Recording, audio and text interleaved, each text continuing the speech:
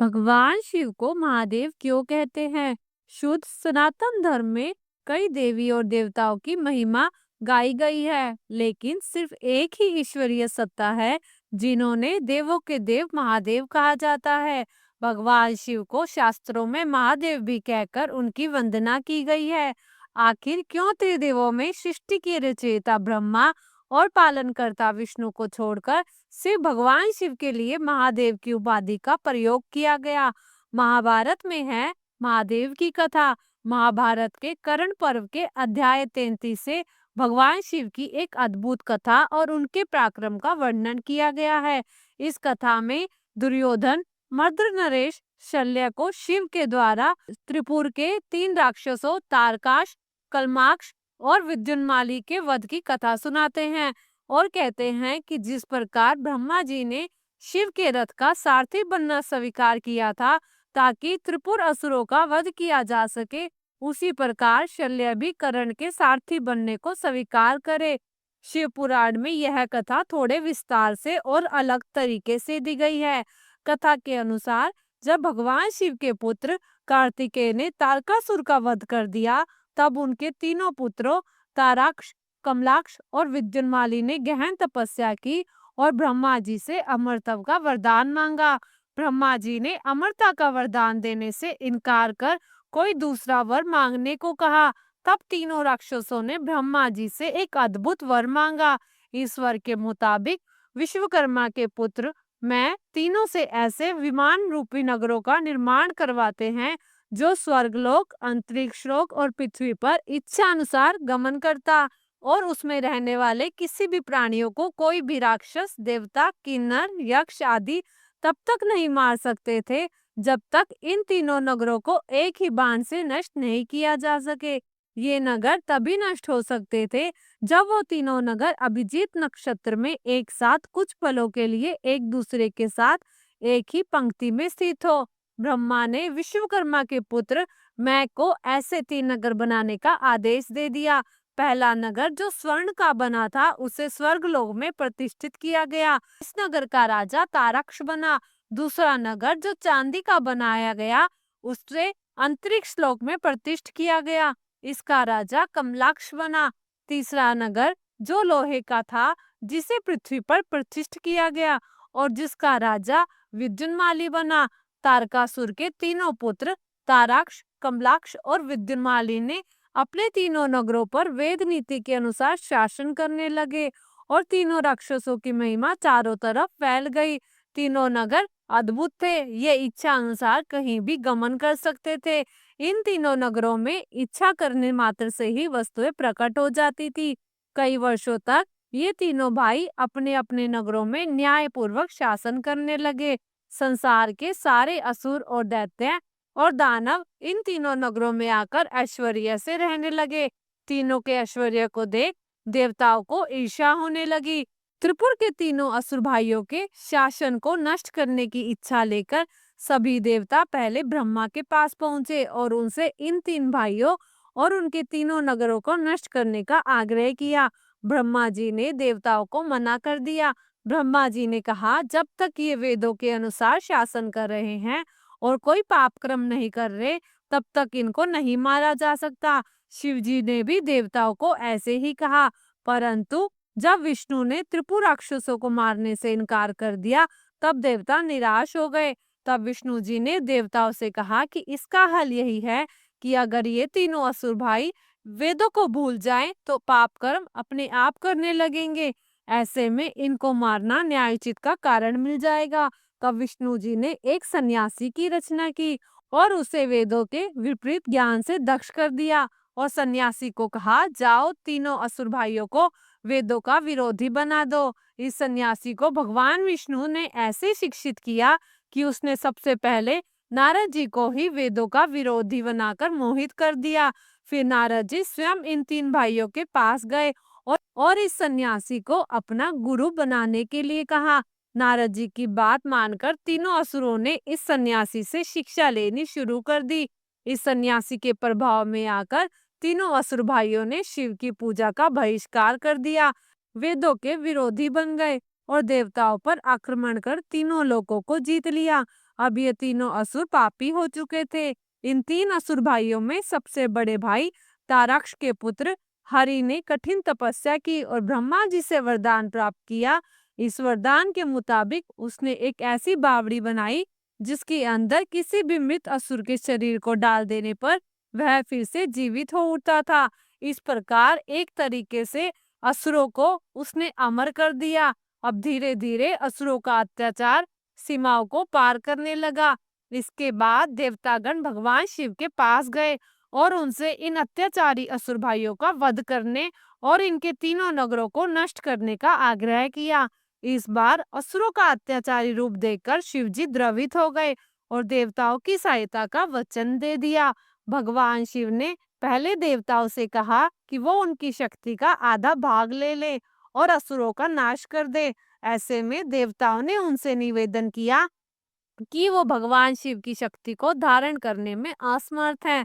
तब शिव जी ने कहा कि समस्त देवतागण अपनी आधी शक्तियां भगवान शिव में समाहित कर दे। देवतागण इसके लिए राजी हो गए। समस्त देवताओं के देव भाव को धारण करने की वजह से शिव जी देवताओं से भी ज्यादा शक्तिशाली हो गए। इसलिए भगवान शिव को देवों के देव अर्थात महादेव कहा गया। जब देवताओं ने महादेव शिव को अपने तेज का आधा बल दे दिया तब शिव और भी शक्तिशाली हो गए। तब उन्होंने देवताओं से एक असंभव रथ और अद्भुत धनुष बाण बनाने के लिए कहा ताकि वो तीनों असुरों को नष्ट कर सके। महाभारत के कर्ण पर्व के अध्याय 34 के अनुसार तब देवताओं के प्रयत्नों से पृथ्वी रथ बनी। मंदराचल पर्वत उस रथ की धुरी बना। गंगा, सिंधु और सरस्वती नदियां उस धुरी का आश्रय बनी। दिशाएं उस रथ का आवरण बनी। दिन रात कला काष्ठा और 6 ऋतुएं उस रथ के पहिए के काष्ठ बनी। सूर्य और चंद्रमा उस रथ के पहिए बने। इंद्र, वरुण, यम और कुबेर उस रथ के घोड़े बने। धर्म, सत्य, तप और अर्थ इन घोड़ों की लगाम बने। नागराज वासुकी उस रथ की ईश दंड बने। वष्टकार उस रथ के घोड़ों का चाबुक हुआ। वष्टकार उस रथ के घोड़ों का चाबुक हुआ और गायत्री उस रथ के ऊपरी भाग की बंधन रज्जु बनी। मेरु पर्वत रथ के ध्वज का दंड बना और बिजलियों से विभूषित में उस ध्वज की पताका बने। ध्वज पर साक्षात ऋषभ नंदी विराजते थे। रथ के तैयार हो जाने के बाद भगवान शिव के चारों तरफ ब्रह्मांड, रुद्रदंड और कालदंड और ज्वर प्रारक्षक बनकर खड़े हो गए। ऋषि अथर्वा और अंगिरा इस रथ के पहिए की रक्षा करने लगे और ऋग्वेद, सामवेद और यजुर्वेद उस रथ के आगे चलने वाले योद्धा हुए।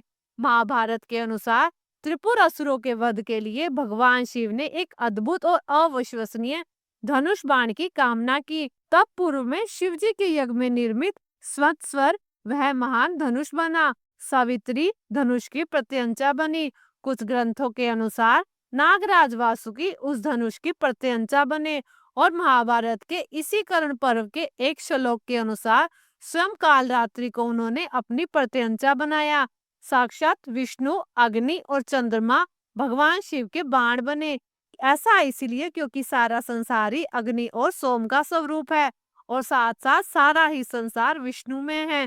चूंकि अमित तेजस्वी भगवान शंकर की आत्मा विष्णु है, इसलिए वे दैत्य भगवान शंकर के धनुष की प्रत्यंचा और बाणों के वेग को सह न सके। भगवान शंकर ने अग्नि, चंद्रमा और विष्णु रूपी बाणों में अपनी क्रोधाग्नि को भी स्थापित कर दिया और साथ ही अंगिरा और भृगु के क्रोध को भी स्थापित कर दिया। इस दिव्य रथ पर जब भगवान शिव आरूढ़ हुए तब उन्होंने प्रश्न किया कि क्या मेरे इस दिव्य रथ का सारथी कौन बनेगा। शिव ने कहा, मेरे रथ का सारथी वही होगा जो मुझसे भी श्रेष्ठ हो।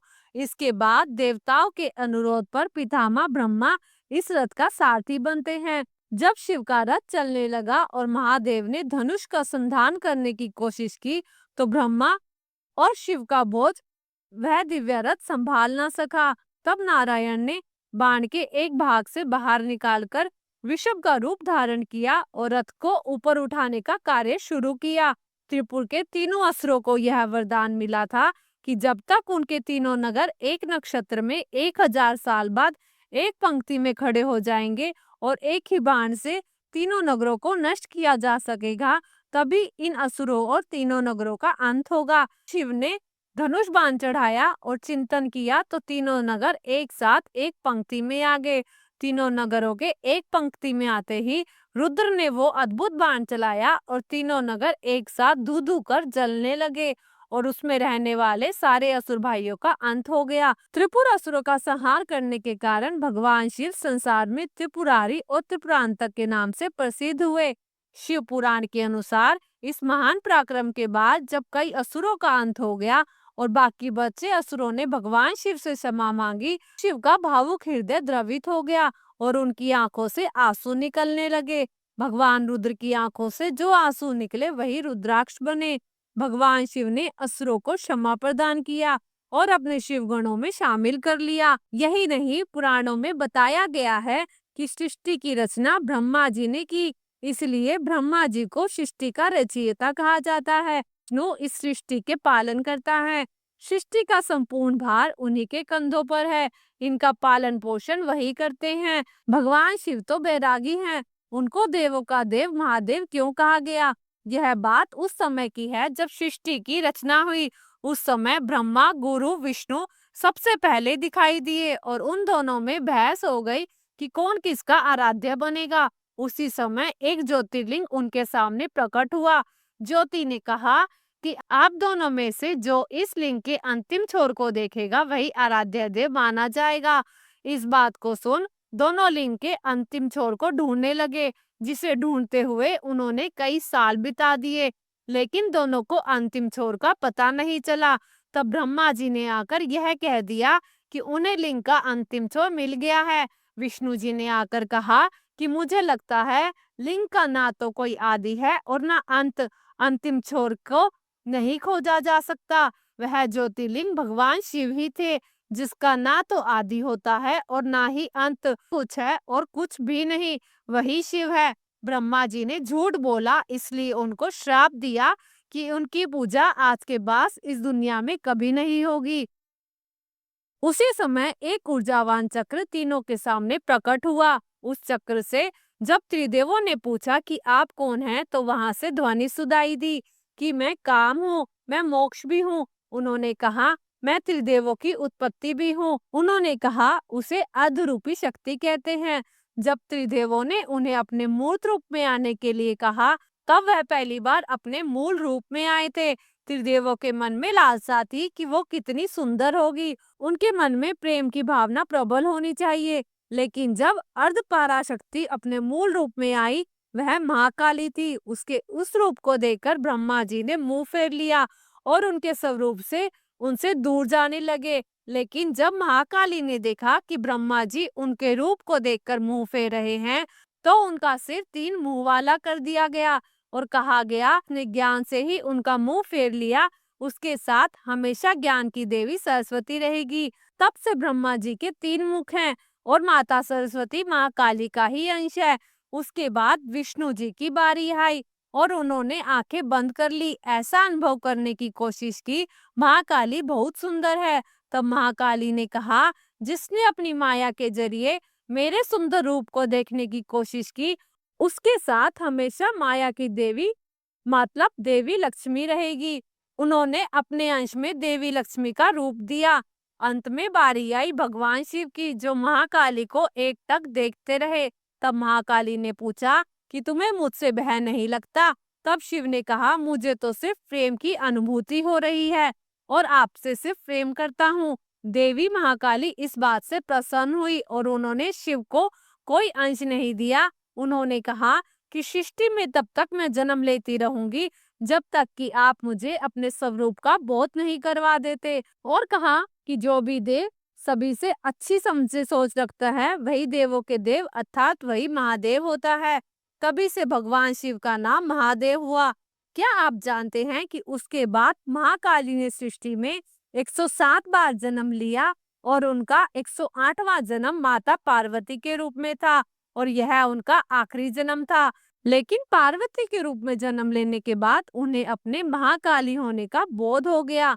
दोस्तों, आशा है आपको महादेव के दर्शन की खास जानकारी अच्छी लगी होगी।